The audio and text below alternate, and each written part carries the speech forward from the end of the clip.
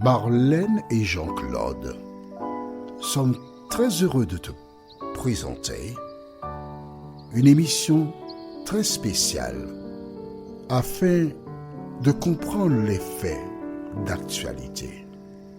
Merci pour ta fidélité. Merci d'être fidèle à l'Éternel des armées. Nous sommes toujours en train d'étudier partiellement le sujet sur la mort. Aujourd'hui, nous verrons Lazare dort. Nous avons deux références bibliques.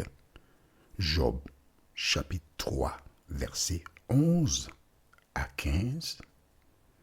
Job 3, versets 11 à 15. Et Jean 11, versets 1 à 11. Jean chapitre 11, les versets 1 à 11. Avant d'aborder notre thème, recherchons Dieu à travers la prière. Cet esprit,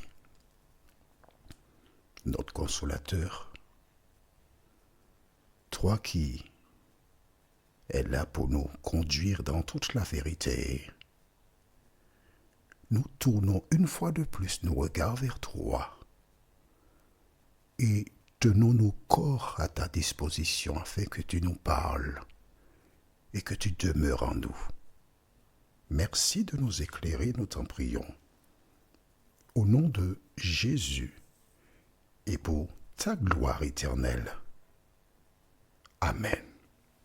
Rappelle-toi, lors de notre 9e étude, je t'avais demandé d'écrire dans le cahier « La mort est un sommeil ». Est-ce que tu te rappelles?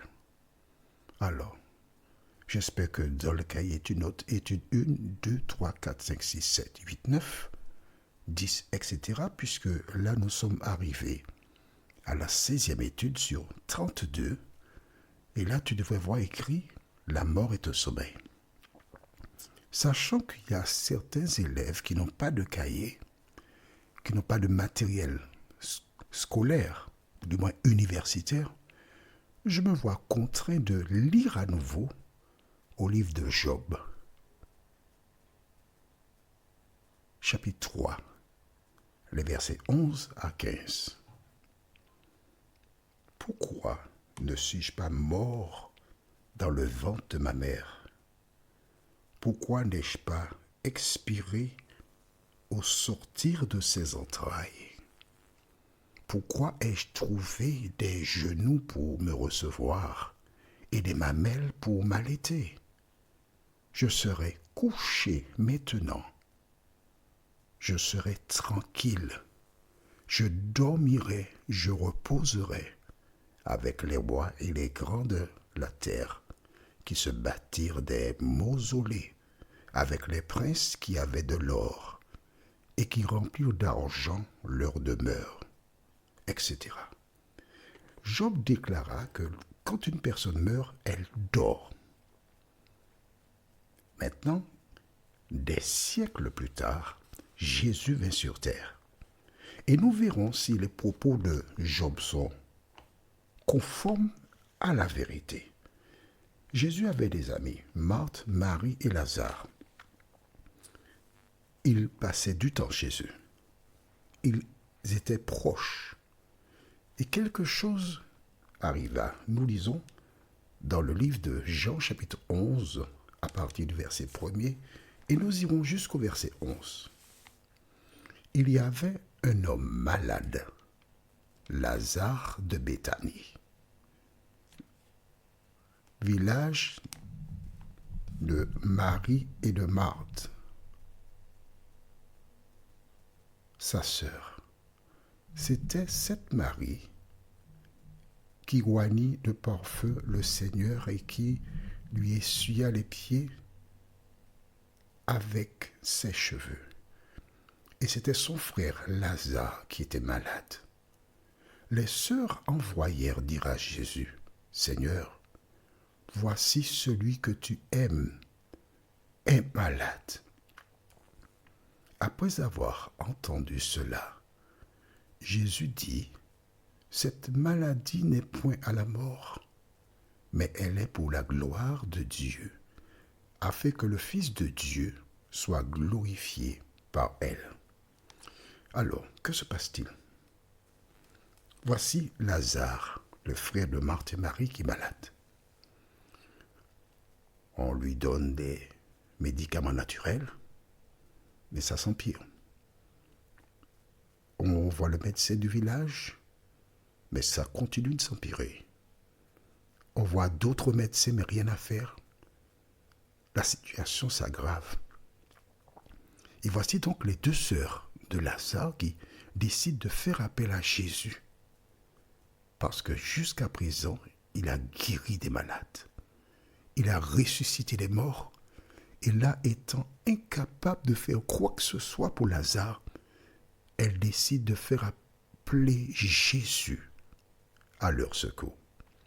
Quand il reçoit le message, il est ailleurs et il informe déjà que cette maladie, c'est pour la gloire de Dieu. Il sait donc ce qui arrivera.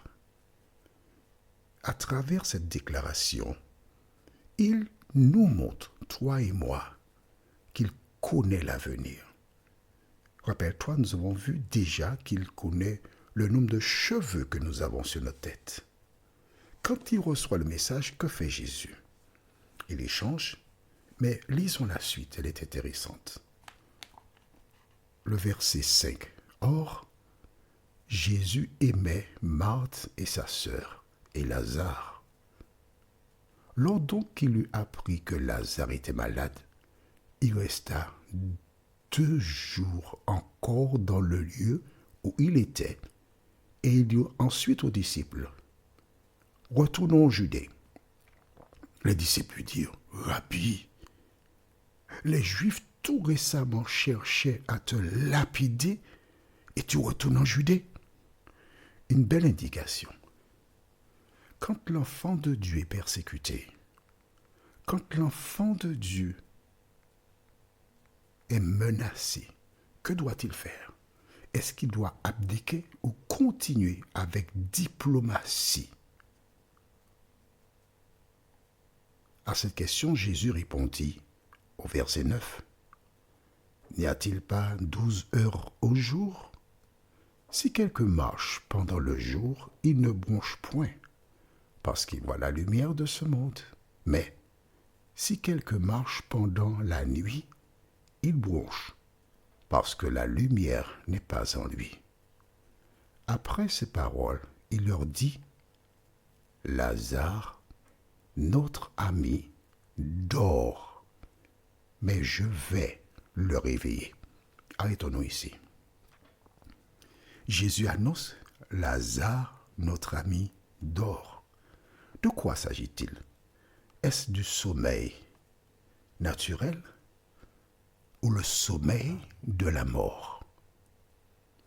Note avec moi qu'il a reçu l'information, ton ami, celui que tu aimes, est malade. Ce qui sous-entend, si nous faisons appel à toi, c'est parce que nous sommes désespérés. Nous n'avons pas d'autre solution. Viens à notre secours. Jésus pouvait venir le même jour, mais il ne l'a pas fait. Pourquoi? Parce qu'il sait que 2 jours plus tard, Lazare mourra et il a quelque chose à faire. Il est resté 2 jours et au terme des 2 jours, il annonce « Notre ami Lazare dort ». Est-ce que quelqu'un est venu pour lui apporter l'information? Dis-moi. Non. Alors comment sait-il que Lazare dort? Pourquoi a-t-il agi ainsi? Pour 2 raisons. La première, afin de convaincre ses disciples qu'il est omniscient, qu'il sache que Jésus sait tout. Mais la deuxième, c'est pour que toi et moi, nous aussi, nous puissions réaliser qu'il est Dieu, qu'il sait tout, qu'il peut tout, qu'il voit tout et qu'il annonce tout d'avance. Lazare dort. Et quand les disciples, la Bible ne donne pas tous les détails, mais probablement quand ils arrivaient, si certains ont les mêmes pratiques que moi, ils ont certainement posé une question à Marthe ou à Marie. À quel jour qu'il est mort, vers quelle heure? Pour voir comment Jésus est dans la précision. Rappelle-toi, Job a dit, je dormirai. Maintenant, nous lisons dans Jean chapitre 11, le verset 11, Jésus annonce, notre ami Lazare dort. De quel sommeil est-il question? C'est ce que nous verrons dans notre prochaine étude. En attendant, prions. Merci Seigneur pour ton amour. Merci pour la vérité. Merci parce que tu nous annonces que Lazare dort. Alors Seigneur, continue de nous éclairer, de nous garder, de nous vivifier, afin que nous puissions jour après jour marcher dans tes voies, nous t'en prions. Au nom de Jésus pour ta gloire éternelle. Amen. Que l'Éternel continue de te conduire dans toute la vérité. Et il me tarde de te retrouver. Nous sommes parvenus au terme de notre réflexion. Si d'aventure tu as une question, il te suffit d'envoyer un message par le biais de WhatsApp au numéro suivant, plus 596 696 88 93 93. Et alors Jean-Claude, moi, je me ferai un réel plaisir de répondre à ta question.